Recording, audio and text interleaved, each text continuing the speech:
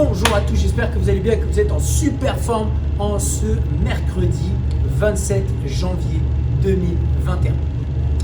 Aujourd'hui, on vous propose un entraînement, on aura deux parties. On aura une partie, on va travailler la technique sur un mouvement, donc le mouvement du split jerk. Et ensuite, on aura un mouvement, une deuxième partie, on va travailler sur un AMRAP. L'objectif, donc, ça sera de rester le plus constant possible. Donc, le split jerk, rappelez-vous, c'est ce mouvement-là. On va faire la démo démontrée par Mr. Cartouche, Gauthier. Yes. Donc, le split jerk, c'est ce mouvement. Ça consiste, attends un petit peu, à faire un deep drive, un jump et une réception en position de split. Ça ressemble à ça, du coup. L'objectif aujourd'hui, ça va être de se concentrer sur un petit dip. Donc par exemple, s'il fait le dip, c'est ça. Stop. Donc vous devez avoir les épaules et les hanches alignées et de rester sur un tout petit angle de flexion. De tendre vos jambes le plus vite possible et de sauter et réceptionner en quart de flexion. Pas en quart de flexion, pardon, en split. Donc sur le split, votre objectif, ça va être d'avancer la jambe à égale distance par rapport à la jambe arrière. Un bon repère, c'est de regarder si vous êtes capable de voir votre pointe de pied. La jambe arrière, elle est semi-fléchie, elle ne touche pas le sol. Elle est proche du sol, mais elle ne touche pas le sol. Ce n'est pas comme une lunge classique. Et enfin, on va regarder les bras qui seront complètement tendus et le PVC sera aligné avec la hanche. C'est cool? Merci Gauthier. Le retour du mouvement et la fin du mouvement, c'est lorsque nous sommes debout. Donc aujourd'hui, j'aimerais qu'on se concentre sur le fait de sauter le plus haut possible et de tendre le plus vite possible les bras. Donc, dip, drive, jump, on tend les bras le plus rapidement possible. Sur 10 minutes, vous prenez un bâton et vous travaillez sur 5 séries de 10 répétitions. Si vous voulez alterner les jambes, il n'y a pas de souci. À la fin des 10 minutes, vous pouvez garder 2-3 minutes où vous allez travailler simplement avec une charge externe sur le même principe, mais en réduisant les reps à 5. Merci Gauthier pour cette démo. Maintenant, nous allons sur le AMRAP. AMRAP, deuxième partie, le but, ça va être de rester le plus constant possible sur 8 minutes. Vous aurez 3 exercices. Le premier mouvement, le pull, ça va ressembler à ça du coup. Mehdi, il est parti pour les démos. Alors, vous avez Mehdi qui va faire la démo du but. Ça ressemble à ça. Donc, l'objectif, c'est de garder les épaules et les hanches alignées, de faire en sorte de contracter ses abdos le plus possible et de venir toucher l'élément. Vous pouvez utiliser la vidéo où vous allez regarder avec Antoine qui présente comment attacher un drap derrière. Vous en avez 15 à faire. Une fois que vous avez fait 15, vous partez sur un mouvement un peu plus technique, le Turkish Get Up. Ça ressemble à ça du coup.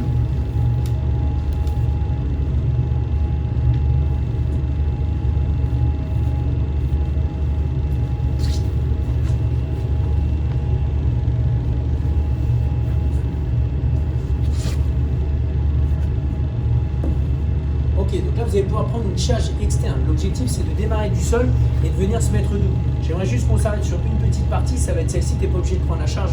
Mehdi, tu peux le faire en étant sur le sol. Vas-y, allonge-toi sur le sol. Finis ton sit-ups. Reviens sur la position sit-up. Vas-y, top. Voilà, c'est ça. La jambe, elle est fléchie juste à droite ici. Ok. De cette position ici, l'objectif de Mehdi, ça va être de lever la hanche. Donc, il va lever le plus haut possible. Et son pied, l'idée, ça va être de partir dans une position. Il est là. Il va aller sur le tranchant du pied. Le tranchant va glisser, le talon va passer proche de l'autre talon et on va venir mettre le genou vers l'arrière. Ça va être cette étape-là qui va être primordiale et également sur la phase retour. Donc le retour, ça donne ça, il pose sa main et là, il refait glisser son pied devant, cherchant à pousser sa hanche vers le plafond.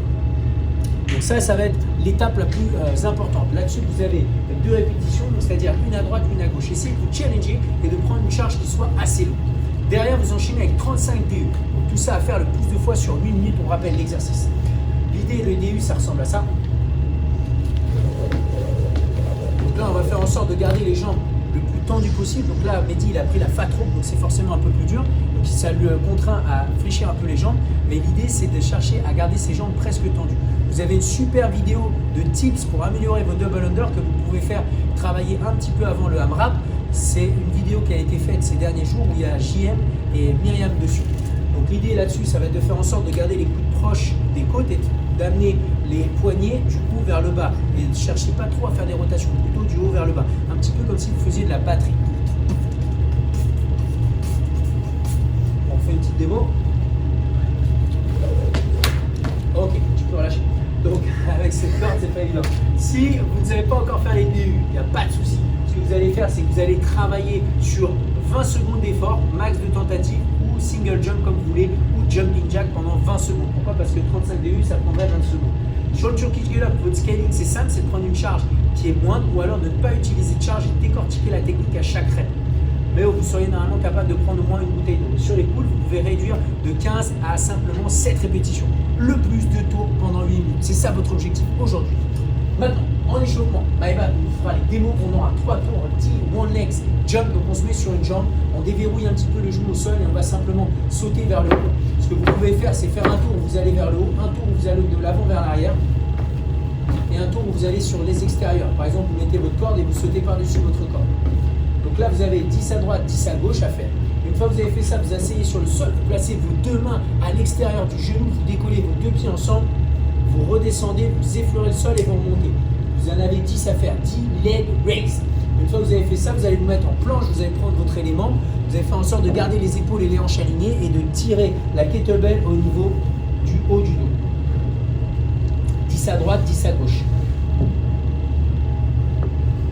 Ça, c'est votre échauffement. 3 tours à faire.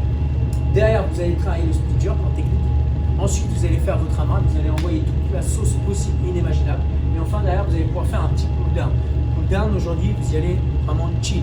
Plusieurs exercices que vous pouvez faire. Vous pouvez travailler un petit peu votre respiration, comme vous pouvez travailler un petit peu sur les exercices de stretching qu'on a déjà fait par le passé. À vous de voir un petit peu. Maintenant, vous pouvez être coaché par demain, nous sommes mercredi, du coup le midi vous aurez Maëva sur le Zoom et le soir vous aurez Gauthier à 19h30 sur le Zoom.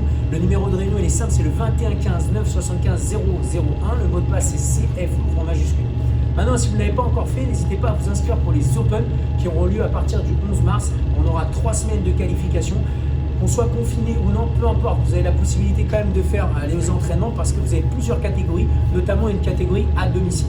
Donc clairement, ce sera un peu différent des années précédentes où on travaillait, on cherchait à viser le RX, mais en attendant, ça nous permettra de quand même faire une petite compétition. L'intérêt de faire les Open malgré cette situation, c'est de se challenger, chercher à se dépasser un petit peu pour augmenter un petit peu son niveau dans cette situation un peu particulière. Voilà, merci à tous, merci pour la démo les gars.